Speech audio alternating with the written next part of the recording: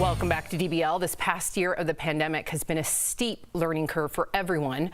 So our medical expert, Dr. Payal Kohli, and my family's lifeline, joins us to make sense of it all. So Dr. Kohli, as millions get vaccinated, we still have a lot of questions. We know side effects can occur after getting a vaccine. So some people are wondering if Tylenol or Advil before the shot will minimize the effects. What are your thoughts on all about that?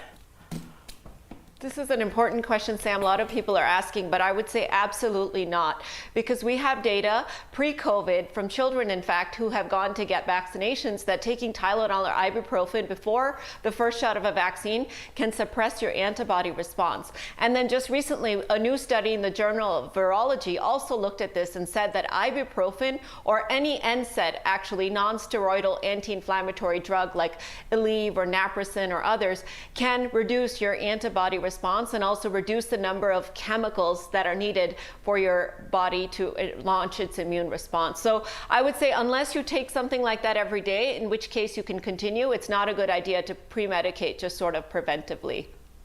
Gotcha. So, Doc, a lot of people think it's party time after they get their shot, right? So how does alcohol equate into getting this shot? Is it a good idea to celebrate or not a good idea? Well, I want to ask you, did you celebrate after you got your shot? No. Good answer. Good answer.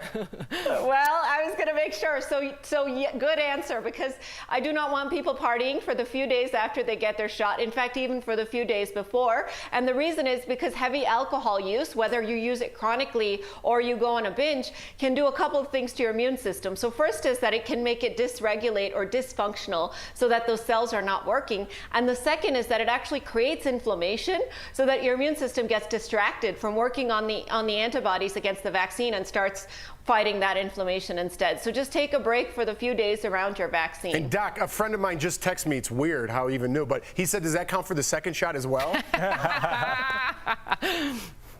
It absolutely does. And then when you're 2 weeks out from that second shot, Jeff, then you and your friend can go and have a party. I'll tell him. All right, Doc. Pfizer just revealed that they're making a booster dose for their vaccine, which then would make it a 3-shot situation. A lot of people are not going to be down with that. Should they still do it? Can you tell us anything about it?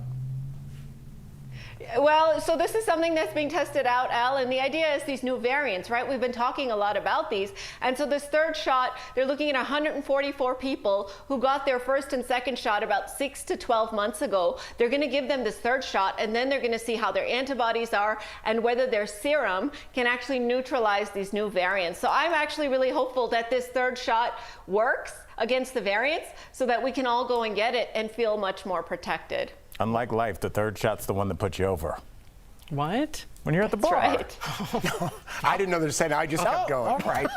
Thank you so much, Dr. Kohli. My former drinking days. We'll be right back.